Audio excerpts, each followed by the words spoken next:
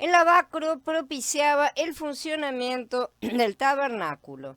En el altar del incienso se llevaba a cabo la intercesión, la cual tiene como propósito el mover y la obra de Elohim, ¿no es cierto? Que facilita que el testimonio de Elohim, o sea, el arca, y también todo el tabernáculo, la morada de Elohim, se mueva en la tierra. ¿Cómo puede Mashiach, que es el testimonio de Elohim, y la congregación, la morada de Elohim, ¿sí?, moverse en esta tierra? El arca y el tabernáculo, Mashiach y la congregación, pueden actuar por medio del ejército. El Ohel Moed es la morada de Elohim. Desde la perspectiva de una morada, el tabernáculo es la habitación de Yahweh, pero desde otro punto de vista, el tabernáculo es el campamento del ejército. En Shemot y en Bamidbar, en números que vamos a estudiar más adelante, vemos los campamentos del ejército de Elohim. Estos campamentos van a la batalla. El tabernáculo era el campamento central, o sea, la administración de Elohim, el trono, es donde está el concilio. Y a su alrededor las 12 tribus de Israel levantaban sus campamentos. Esto simboliza el concilio celestial como está en los cielos, que debía ser levantado de igual forma en la tierra, conforme al modelo que estaba arriba, como dice Ibrín en el capítulo 8. Por lo tanto, las 12 tribus acampan alrededor del campamento de Yahweh, o sea, del tabernáculo mismo. Todas acampaban a su alrededor, bien formadas.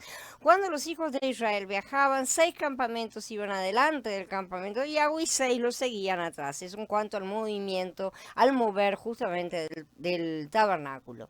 El altar del incienso tenía como propósito el mover de Elohim, y Elohim se movía por medio del ejército.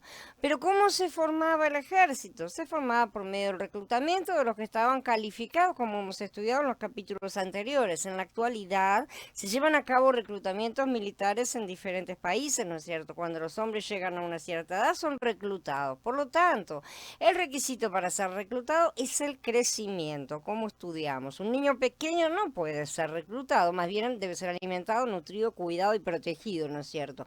Para ser reclutado hay que tener una edad específica. Como vimos, la edad requerida era 20 años. Todos los hombres de 20 años para arriba eran contados y debían pagar el medio ciclo de plata para la propiciación. ¿Sí? Este censo y el pago de la plata promovían el mover de Elohim. La plata para la propiciación también se utilizaba, como vimos, para la construcción del edificio Elohim. Es toda una única cosa, ¿no es cierto? Todo va junto. Como podemos ver, la edificación es siempre tanto individual como corporativa. El individuo hace su aporte, es decir, pagaba el medio shekel, ¿no es cierto? Y Mashiach paga la otra mitad, de manera que en él todos somos completados, unificados y edificados. Sin el ejército, el tabernáculo no se podía mover. Pero sin el lavacro no se podía operar nada en el tabernáculo ni en el atrio. Para que todo funcionara en el tabernáculo era necesario que se ofrecieran los sacrificios en el altar, ¿no es cierto? Estos sacrificios eran el holocausto, la ofrenda de harina, la ofrenda de paz, la ofrenda por el pecado, la ofrenda por la transgresión. Si no se ofrecían todas estas ofrendas, no había manera de que se cumpliera el trabajo del tabernáculo. Además, era necesario que los sacerdotes pasaran al lugar santo y ordenaran los panes sobre la mesa, despabilaran las lámparas, y también debían interceder, ¿no es cierto?, frente al altar del incienso. Todo esto era parte del trabajo que se realizaba dentro del Ohel Moed. Cada vez que un sacerdote se presentaba ante el altar para hacer una ofrenda a Elohim o entraba en el tabernáculo por cualquier razón, por cualquier cosa que tenía que hacer, primero debía ir al lavacro y lavarse las manos. Si el sacerdote no se lavaba en el lavacro, no había manera de continuar con las tareas del tabernáculo. Sin el ejército, el tabernáculo y todo su mobiliario permanecerían estáticos, no se podía mover, pero sin el lavacro no sucedería nada en el tabernáculo mismo. Si se quitaba el lavacro del atrio, el tabernáculo y el atrio iban a quedar incompletos con la parte que permite entrar finalmente sin existir, ¿no es cierto? De manera que no podría funcionar. La relación entre el lavacro y el altar. En este arreglo del tabernáculo, el lavacro se encuentra después del altar del altar del holocausto, ¿no es cierto? Yendo desde el atrio hacia adentro. Pero en función, el lavacro va primero. Cuando los sacerdotes ministraban en el altar, debían lavarse primero en el lavacro, ¿no es cierto? También se lavaban antes de ministrar dentro del tabernáculo. Esto nos muestra que la función del lavacro se llevaba a cabo antes de la del altar. Y es así como se ve desde la perspectiva de Yahweh, ¿no es cierto? Desde el lugar santísimo, el lavacro está antes que el altar del holocausto. Entonces, la posición de este lavacro indica que el lavacro es producto del altar. Si el altar está cubierto de bronce, el lavacro también, ¿no es cierto? En tipología, el bronce representa el juicio de Elohim, como sabemos. El altar tipifica el madero de Mashiach, ¿no es cierto? Como el lugar donde se ofrecen los sacrificios. En el altar o madero, el juicio de Elohim era ejecutado en su máxima expresión. Como resultado del juicio de Elohim ejecutado en este altar, se producía entonces el lavacro. Espiritualmente hablando, estamos diciendo estas cosas, evidentemente eso no es una cosa material.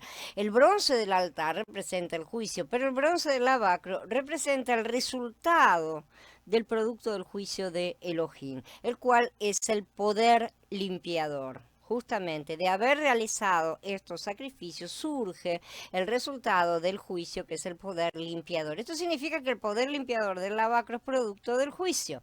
La limpieza viene después del juicio. Conforme lo erija Dashá, el poder limpiador del lavacro es el ruaj vivificante. En Tito 3.5 se habla del lavamiento, de la regeneración y de la renovación del Ruach HaKodesh. Él nos salvó no por las obras de justicia que nosotros hubiésemos hecho, sino según su misericordia, por medio del lavamiento, de la regeneración y de la renovación del Espíritu de Santidad que Él derramó sobre nosotros abundantemente por medio de Yahshua el Mashiach, nuestro Salvador. Este paso revela que el ruaj vivificante, el ruaj de vida, es el poder que limpia. Por lo tanto, el lavacro representa el lavamiento que efectúa el ruaj vivificante.